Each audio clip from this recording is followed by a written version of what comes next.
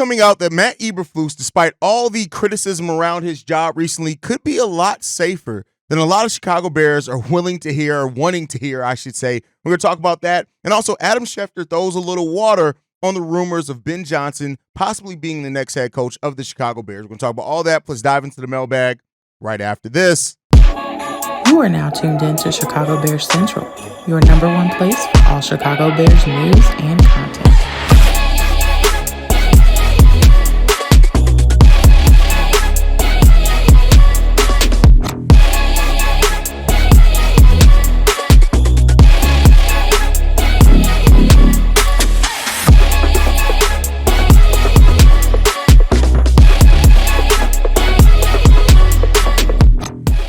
What's going on, Bears fans? Welcome to another episode of Chicago Bears Central, your number one spot for everything Chicago Bears related. I'm the host here, Haize, but more importantly, you guys can follow the channel at Chi Bears Central on every social media platform we happen to be on.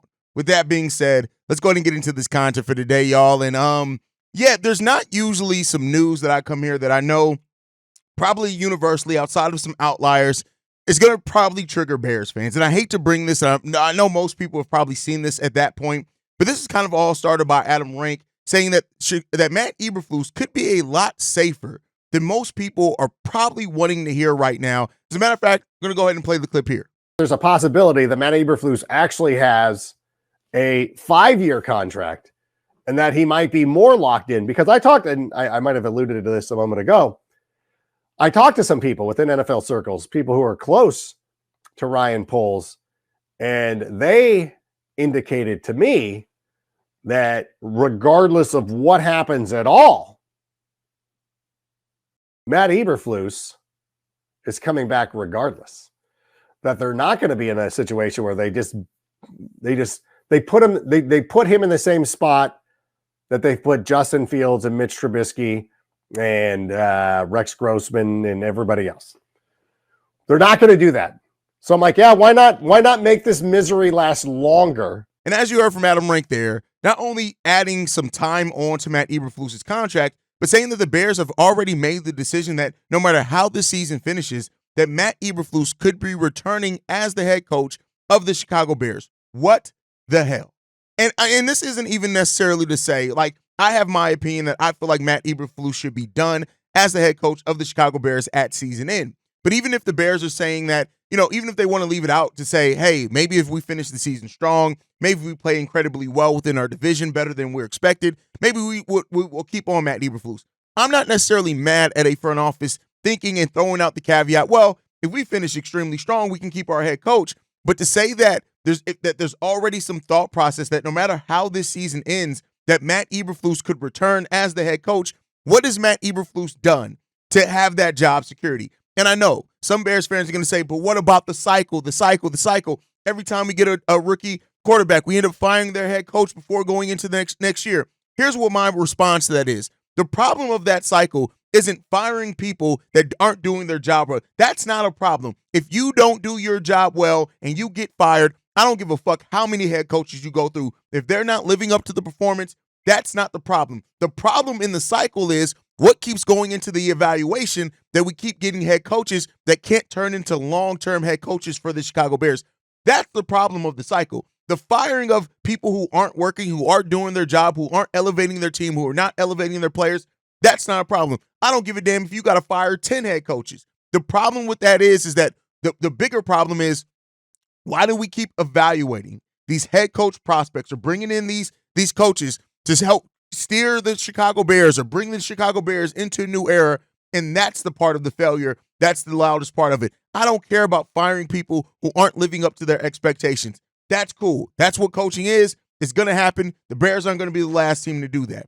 But most teams, eventually, they get it right. And that's where the biggest failure at for this is coming from the Chicago Bears, at least in my opinion, is the fact that we keep going and cycling through these head coaches and we keep being on the wrong side of history and looking back and finding out that these guys just aren't the guys, that they aren't doing what we hoped or expected them to come in here and help correct for the Chicago Bears.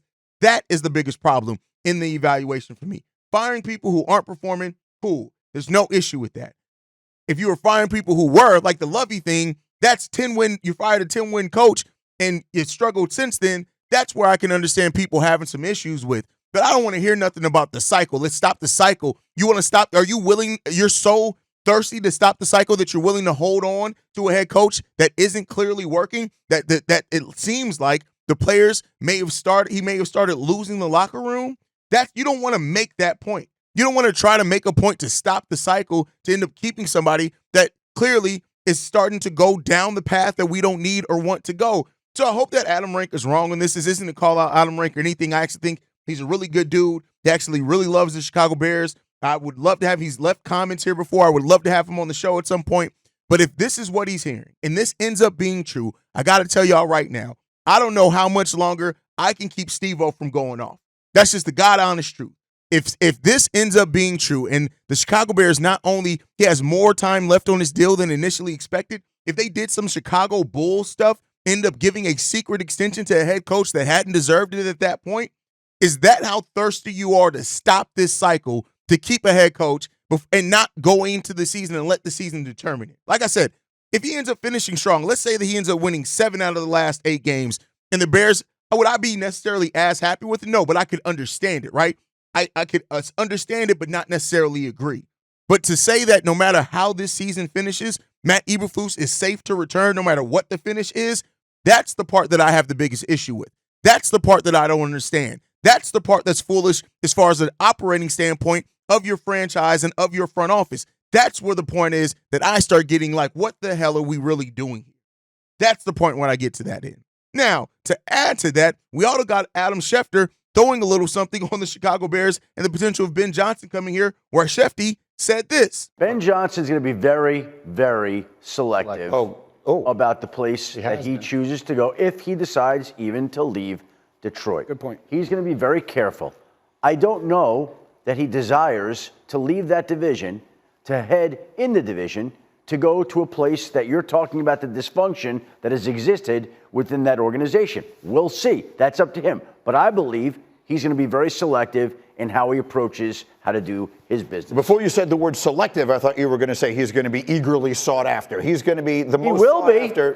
But just because there are going to be, let's just say, 8 openings this year, and let's just say 8 teams have him on their wish list, doesn't mean he's going to be interviewing with 8 teams. Yeah. I think if Ben Johnson is interviewing with anybody this year, he's interviewing with the intent that he's going to take that job. And here's the thing. I can completely understand where Schefter's coming from here. To say that, well, depending on the jobs that are offered, right, what makes us think that the Chicago Bears job is such this allure and this desire for him that he's maybe willing to pass up some franchises that don't have the baggage that comes with the Chicago Bears, meaning that they have better front offices, that they have better ownership groups, meaning that they may even have a better base of players, better offensive line. Like, there's to that to say, and I understand where Schefter's coming in this. I know a lot of people, and I've seen people who've taken this as like a personal thing against the Bears. I don't necessarily take it as that either, right? You're going to a division rival potentially if you were to come to the Chicago Bears.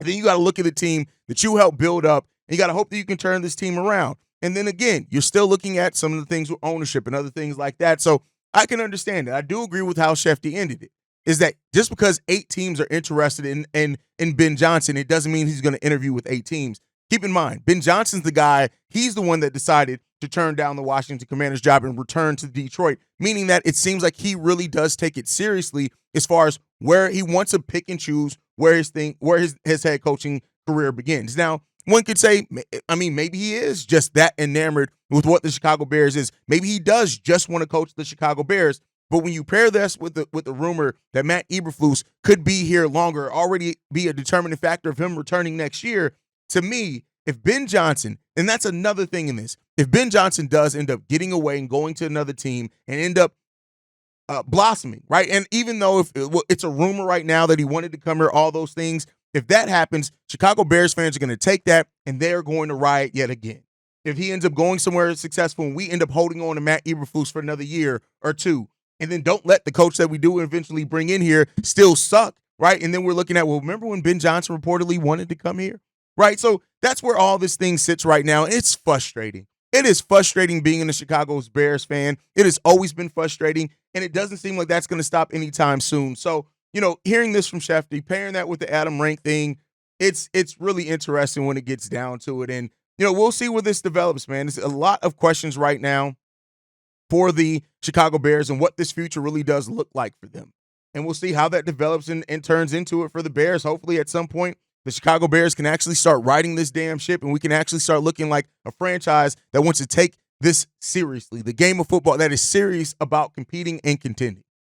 And we'll see where that leads the Chicago Bears. But, hey, this just added a whole new wrinkle and dynamic to the potential of what happens with the Bears head coaching position. Because I tell you what, if the Bears truly have already decided that regardless come hell or high water, Matt Eberflus is still going to be the head coach of this team next year, man, I think things are a lot darker than maybe even some Bears fans realize if that's the case. But you guys can let me know how you feel about all that down below.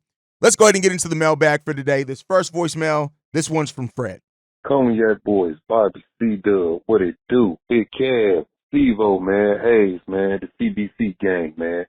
Man, this dude, Ryan Poles, man, I'm at the point, like, at first, I was liking some of the moves he was making, and now it's just like, you trade Khalil Herbert for a 7th-round pick? Are you kidding me? You can even at least get a 5th round up out their ass for him? Like, at this point, man, Ryan Poles' ass just need to go ahead and fire himself too, right along with Eberflus and Shane Waldron and Chris Morgan. How you gonna sit here and draft a rookie quarterback and you don't get no protection for him? That makes no sense, man, at all. If that was the case, you could have just kept Justin, could have built around Justin, you could have got that O-line together though. If you ask me, in my opinion though, because it's fucked up that you got a rookie quarterback who's on the verge with, well, not verge, he been sacked 60-some times already. Like, when is the Bears going to realize, like, you have to win in the trenches on the O-line and the D-line? And it's like y'all keep repeating, the history. Everybody want to talk about how DJ Moore ran out of bounds and just went to the side. I would have went to the sideline too, shit, if I knew the play wasn't going to be shit. And he was wide ass open in front of Caleb, but Caleb just said, the hell with him. I've seen some players with DJ had got open against the Cardinals, and Caleb just missed them. Like, come on, man. Like, where's the coaches there who's supposed to be coaching this rookie quarterback on things, man? Like, Matt Eberflus that lost his team and his locker room. At some point, the Bears need to grow some fucking balls and need to start firing coaches during the season. Hell, the Raiders fire your boy C-Dub, Lukey Dookie, during the season. I don't see, why the Bears won't do that same, approach. The Bears act like they don't have no fucking balls, man. And they're going to keep being disrespected, keep being talked about until they turn around and show people that they that team to beat. Because it's sad, man. It is sad that they keep giving us Bears fans this bullshit after year after year. It's time as Bears fans to stand up and get to the point to where we start hitting their ass in their pockets and they see we mean business, that we mean business. Ryan Poles got to stop getting these mediocre, average-ass offensive linemen. But let me know what you think, fellas. Chicago up, Bear all the way down. Listen, trading Khalil Herbert for a 7th-round pick is the market. Like, I initially had the same reaction you did, Fred, so I completely understand it. But you got to realize, like, the Bears had no leverage in a case like that. They weren't using him. They couldn't even go into any type of trade talks, making it seem like, oh, well, we hold such a good value for Khalil, a player that you have that's basically only played on special teams for you the whole entire year. No, this was a miscalculation by Ryan Poles. He should have traded Khalil Herbert in the offseason if he just was going to move him anyway. The moment you signed DeAndre Swift and you made that commitment that Swift was going to be your number one, you should have moved on from Khalil Herbert, especially if in the back of your mind you knew at all or had any thoughts at all that Khalil Herbert would end up, like, even when we signed Swift, I didn't think that Khalil Herbert would be a healthy scratch in most of the season. I thought, of course, his opportunities would be more limited, but for it to completely go away, if you knew that was that was a chance that you should have moved Khalil, it was a mismanagement of assets by Ryan Poles. It just is what it is. But again, we still got to stop the overreactions. That's just where the market was at that time. You're not going to get a lot for a player that you're not using, that you're not utilizing, and clearly is not part of your game plan and is a free agent at the end of the year. It's the combination of all those things. If he had another year left on his contract, you could have more flexibility because the Bears could have easily said, well, we're going to bring him back next year if that's the case. But they didn't. They eliminated all the flexibility and all the leverage they could have possibly had in any Khalil Herbert move. and this is where it is. Now, as far as Eberflus losing the team, yeah, it does seem like that to me as well. I agree with you there. But unfortunately, if you pair that with the rumor that we heard recently, he could end up coming back. So I think the overreactions, and I get it, Fred, you're upset. A lot of Bears fans are upset. I've overreacted. Everybody's overreacted. But at some point, we just got to look at this at where's the team is and what can we do going forward, what the front office can do going forward, because there's some big questions that are ahead of this team that they got to start finding answers to, because I tell you what, right now it's looking bleak, it's looking slim, and it's looking ugly. So let's see what comes out of this. Let's get into the next voicemail. This one's from Chris Evans. Hey, y'all, what's up? It's Chris again calling in. Not really much to talk about. I do have some questions about like our GM and management staff. Well, I was gonna say like I am gonna be there at the home game against the Patriots. I think I'm gonna go there and just like as a fan try to have some fun, just like be around like-minded people and win or lose, just have a good time. But I know this is like our last gimme before we actually start this gauntlet of back-to-back divisional games, and we're gonna face powerhouses like the 49ers. I mean, I don't know. At this point, I'm just kind of just riding this wave of, okay, it's just football. It's my favorite team. But at this point in time, I'm seeing, Dennis Allen getting fired, Robert Saleh getting fired. Even Luke Getsy got let go after that game against the Chiefs. I mean, I don't know, man. What do you think? Like, even if they got rid of Eberflus, right, whether it will be right now or at the end of the season, do you think Poles could be next? I still have, I don't know, my faith has kind of been plateau a little bit because I feel like he's sitting on his hands as the trade deadline. I'm actually, as of now, seeing the trade, with the Bengals for a seventh. I've been screaming all year, get a 4th-round pick for Khalil. Get a 4th-round pick. To be honest, he could have got Justin Fields out of here for a 4th. But, hey, I'm just a Bears fan. I don't know what I'm talking about. But I'm just looking at it as simplest form, bro. These people are playing Madden in real life. I don't understand how you get a rookie QB, don't get offensive line, right? And then you have people to get rid of that are good, but you don't move them in a timely manner. You don't get the assets that you need. So even if he got a new coach that was winning, is it time to maybe get rid of the GM? Because, dude, even if you're not making bad decisions, you ain't making a lot of good ones. And especially in the time frame we need to win. We're supposed to be competing right now. And right now, even just making the playoffs is a pipe dream. So with us at 4-4 now, I'm hoping we get to 5-4 this Sunday. I'll be there live to see it. I mean, even if we have an okay season next year with a new head coach, do you think it's time to get rid of Poles? Let me know what you think. Chi-town up, bear down. Appreciate it. I mean, look, shout out to you for getting to go to a Bears game. It's always great to watch the Bears play live, regardless of the outcome, especially if you can separate yourself from it. As far as it being the Bears' last gimme with the way the Bears are playing right now, I don't think anything's a gimme. I just don't. I refuse to believe anything's a gimme for this team now. I do expect them to come in and win, but they're going to have to fight. They're going to have to compete. They're going to have to execute, because especially when you pair that with the injuries that we have and losing Billings and him going on the IR and all this type of shit, it ain't no gimmies for the Bears no more. The Bears got to go in. They got to compete. They got to take it. They got to want it, and we'll see if they can do that. Now, as far as could Poles be fired next? No. I don't think Poles is anywhere close to being fired. I know some Bears fans are going to disagree with me. I'm not saying he shouldn't, but I don't think he is right now. I think that in the way that he's moving, I think if Poles' seat was hot, we would have saw him make a more desperate move at the trade deadline. I think Poles still has a lot of time, and to me, like I said before, I think the clock on Poles starts when he fires Matt Eberflus.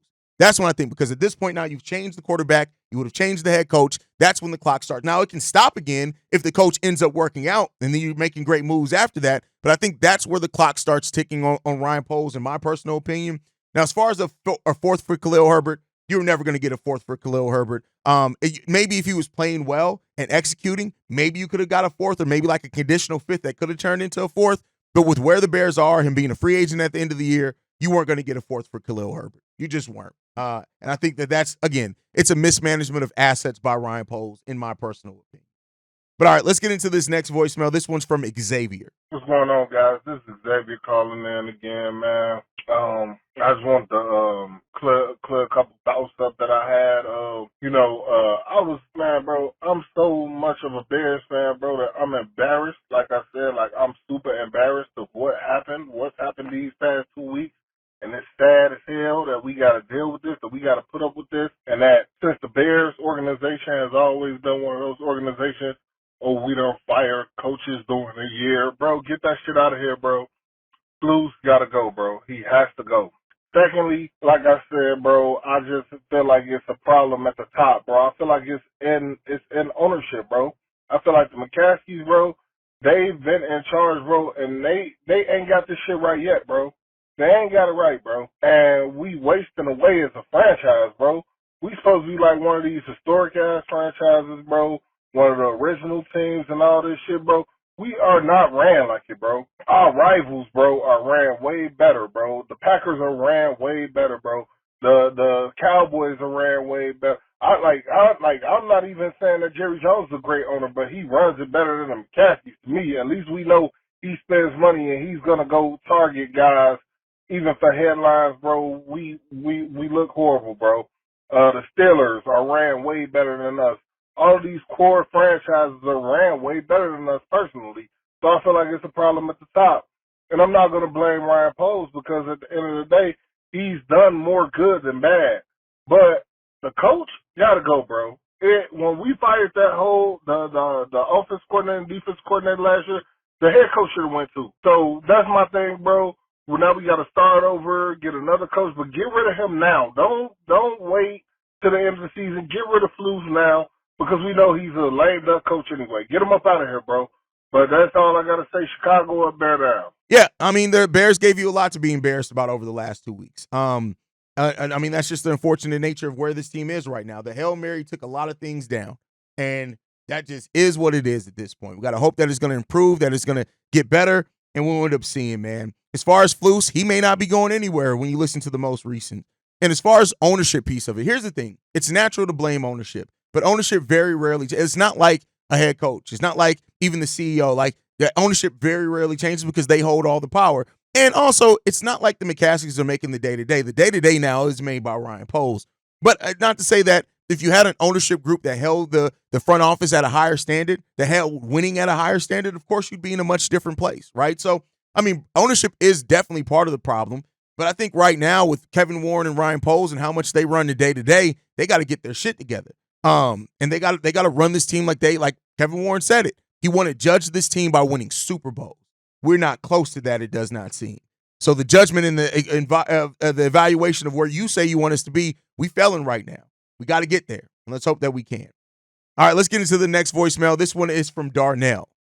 What's up, Haize? It's Darnell. I'm just calling because I had a quick question. Thought I'd see if I could get your thoughts on. So obviously, we're all talking about firing Coach Eberflus, which I think is probably what we need to do. But my question is, how do you break that cycle of just firing head coaches all the time and just running through coaches? Because it's like with Mitch Trubisky, we fired our coach after his first year. With Justin Fields, we fired our head coach after his first year, and it looks like probably we'll be firing Williams' first year.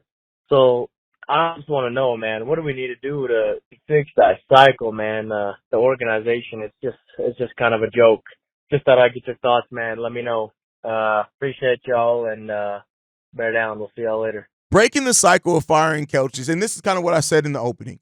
I don't care about firing coaches that aren't working. I don't care about firing coaches that aren't successful. I care about why we keep hiring people that can't be successful. Is it the people that we're hiring? Is it that we're not putting them in the right position? Is it that, we're not supporting the rest with the right rosters or whatever else it is?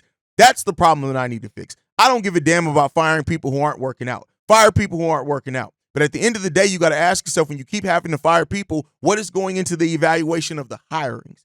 That's the biggest thing. So like I said, fire people that don't work out, but hire the right people then that are going to work out. Learn from those mistakes, and that's where the biggest failure of the evaluation is. Why do we keep hiring people that don't work out? That's what we got to ask ourselves. What's going into that evaluation that we keep failing at that aspect of running a football team? That's the biggest thing in this. And let's hope that we can start finding that. But I think fuck breaking the cycle. I don't care about breaking. I don't want to break the cycle to the point where we keep a coach that just isn't working out just to say that we broke the cycle. Fuck that cycle. Go out and get the right coach. Then you can break the cycle. Break the cycle by getting the right coach, not being worried about firing people that ain't working out for you. That's my thought process. I know not everybody's going to agree with it, but that's where I sit.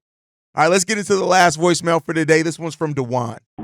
Hey, Cognac Boys, Bobby, Steve-O, C-Dub, Kev, this your boy DeJuan from the low end.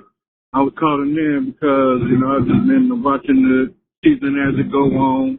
I've been watching y'all live, catching y'all live a couple days going to work, you know what I mean? So, as far as Caleb Williams and his development, the reason I feel that he's not looking like the other rookies that they talking about is because he's doing more than the other rookies. The other rookies, coaches are basically simplifying their playbook to college style to the way they played in college. Caleb Williams is basically running Shane Waldron's offense, and when we've seen Shane Waldron adapt to Caleb Williams and what he do good, that's when we was winning games. As far as him running his own offense, I really don't think they both match, because Caleb is more of that quick game. He got the deep throws and all that, but he want to get it out quick. You know what I mean? So, if they go back to that, I think the offense will start looking better with the quick game, because when he's sitting back there with that bogus offensive line trying to take time and throw the ball, it's not going to look good. So they need to get back to the formula of even if they got to take it off his plate and let him just, progress slowly. It was looking good when they was doing that. Now it's just let's put them back out there. You go run what I tell you to run. I just wanted to get y'all, thoughts on that and everything. And, we go see what they go do against New England. I'm never up, I'm never down when it comes to the Bears. I'm even killed, so, because I know how it goes sometimes. If they not surprising us like them playoff teams that Lovie Smith had, and even when we made it with the other coaches, the 1 or 2 times we made it, I'm not putting my all into it. But at the same time, hopefully they get everything right. And, at least, even if we split the division, split it, I just want us to have a winning record. Playoffs, that's a bonus for a rookie. So at the same time, just give me y'all thoughts. Chi-town up, bear down. Listen, 100% understand where you're coming from. Getting back to more quick throws, the more up-tempo offense, that's where Caleb has been the best at this rookie season. And sometimes you got to tailor things to your rookie quarterback to get them comfortable, and then we can build off of that in the offseason and get them to doing more of the things that we want them to do in a more structure-based things like that. So, at this point, I think that the Bears are playing with house money, right? Nobody's really expecting them to make the playoffs anymore. Nobody's expecting them to have a super strong finish to the season. Go out there and play what your rookie quarterback has been best at, and then let's win or die by it. And then let's make the improvements that we need to make to the team, to the coaching staff, to whatever else it is in the offseason, to where we can run that more structure. I think that is, you bring up a great point in all that. Getting back to what Caleb has been comfortable at so far could end up paying off dividends for the Bears. And maybe that's what the Bears need to do to kind of get Caleb, kind of get back in the rhythm that he was before. But then again, like we said, he was in that rhythm when we also were facing off against the best competition. So there's tons of questions to be asked around that. And how Caleb finishes this season against the divisional opponents, I think that's going to tell people a lot of what to expect from Caleb Williams in year 2, and go into a lot how people evaluate the future and the prospect of Caleb Williams as the quarterback for the Chicago Bears, in my opinion. But as always, you guys can let me know how you thought on everything down below. Make sure you guys are following the show at Chi Bears Central. You can send us any feedback, questions, comments, concerns, ChicagoBearsCentral@gmail.com. Lastly, if you want to leave a text message and our voicemail for the mailbag, the number to do so, 773-242-9336. We are the #1 spot for everything Chicago Bears related, but that's thanks to you guys. And like I like to end every episode on, Chi-town up, but bear down. Love you guys. Peace, y'all. This has been a presentation of the Break Media.